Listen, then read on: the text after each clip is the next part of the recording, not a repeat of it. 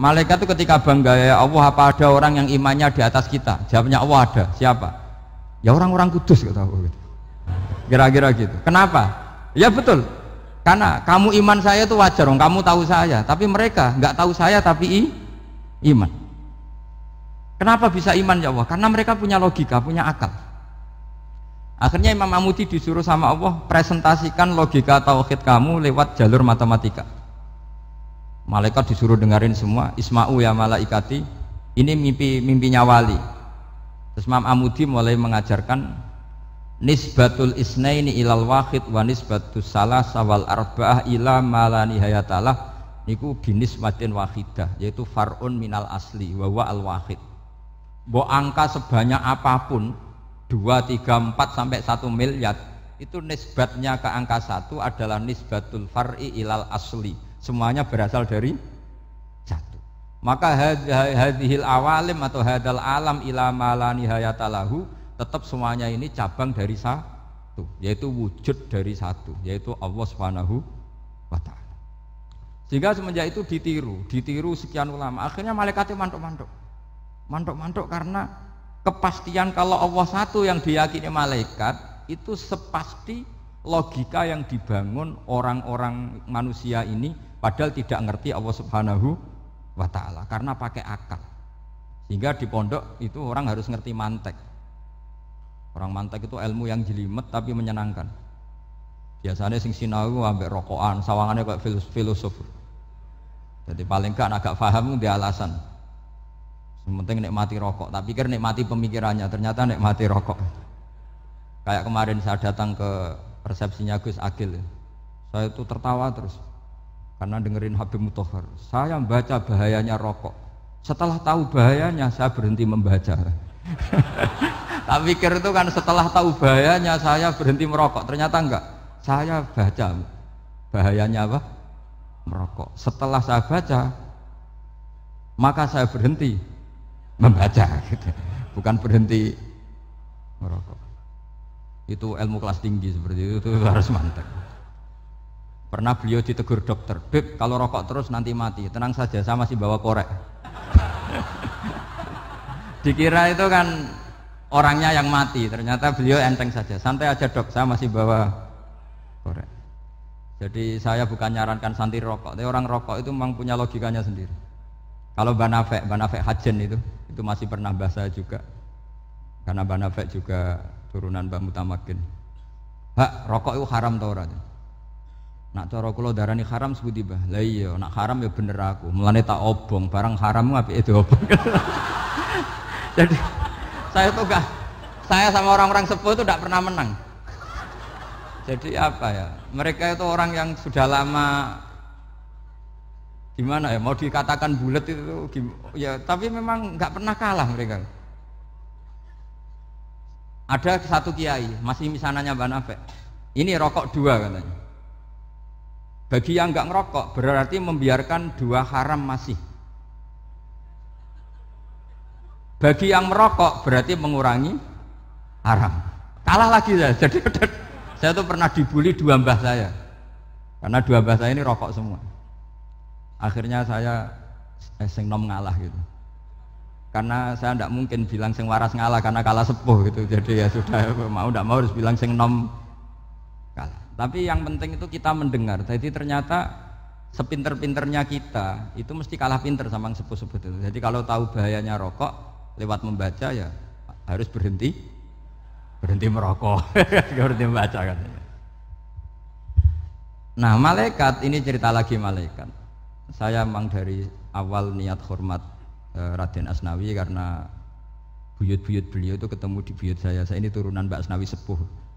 Terus cuma buyut saya itu nikah Lasem, terus saya keceluk cucunya keluarga Lasem. Sebetulnya saya juga cucu Kudus.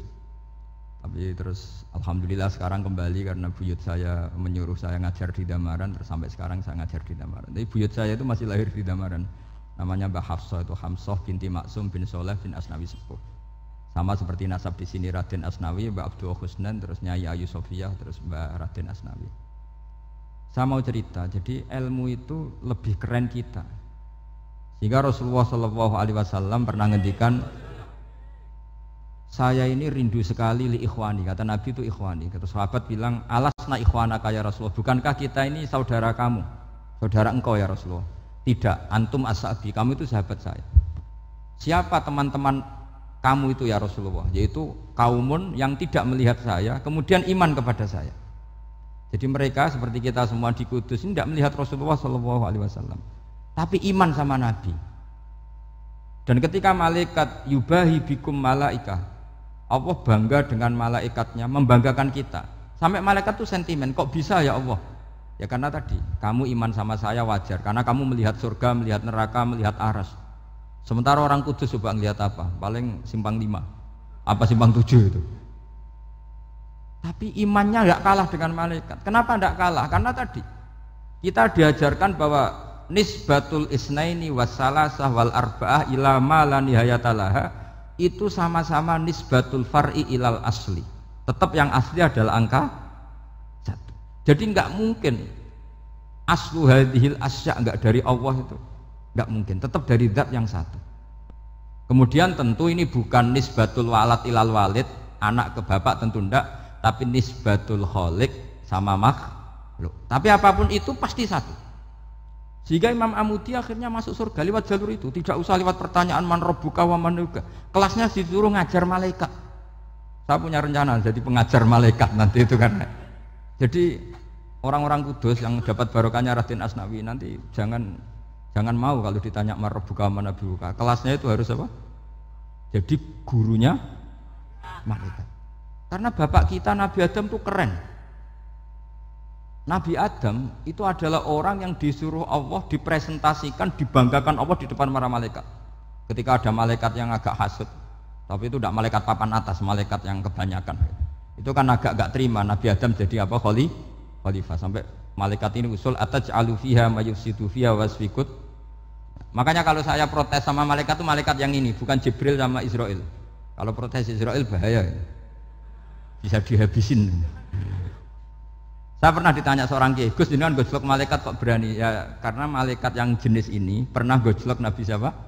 Adam. Enggak percaya kalau Nabi Adam itu layak mimpin, sampai protes ataj'alu fiha may yufsidu fiha wasfikut dima.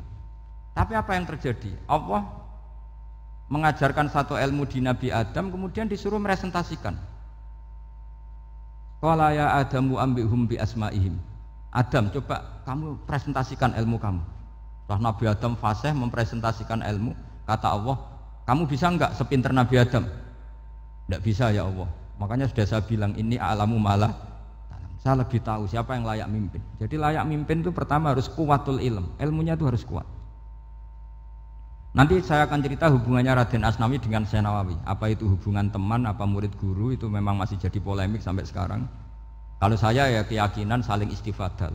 Ini bahasa netral, tidak murid guru tapi saling apa? Istifadah. Kata Syekh Nawawi dalam tafsir Munir itu, ilmu itu nomor 1. Sehingga beliau setiap ada ayat fa inna hizballahi humul ghalibun, beliau pasti menafsiri bil hujjah wal barohin la bis saulah. Saya masih ingat betul takbirnya, memang saya hafalkan. Dan Syekh Nawawi itu benar, Raden Asnawi juga benar, semua guru-guru kita benar. Karena agama ini sebetulnya bukan masalah negara, tapi masalah logika yang sehat. Uni Soviet itu pernah mengkooptasi Uzbek, Chechnya, Tajikistan. Itu 100 tahun. Orang dipaksa ateis. Tapi orang-orang Uzbek, saya sering ketemu ulama Uzbek, kadang ketemu di Korea, kadang di Malaysia. Orang-orang Uzbek itu punya basement di bawah tanah. Kemudian di bawah tanah ini mereka ngajarkan tauhid. Ngajarkannya ya gampang, misalnya ini sesuatu yang ada, iya ini ada penciptanya enggak? Ya ada. Siapa? Tukang katanya. Yang penting itu enggak ada logika bahwa sesuatu yang ada disebabkan oleh ketiadaan. Lah orang komunis, orang ateis itu orang yang mengatakan alam ini didahului oleh nihilisme, oleh adamiyah. Masuk akal enggak sesuatu yang ada, penciptanya sesuatu yang tidak ada. Sehingga orang anak-anak Uni Soviet itu enggak pernah kepikiran membenarkan ateis, itu enggak pernah. Bareng Uni Soviet ada itu Glasnost Perestroika itu kemudian hancur, semuanya langsung menjadi negara Islam, termasuk Uzbek, Tajikistan, karena diajari ilmu. bahwa ilmu itu yang nggak pernah kalah oleh negara.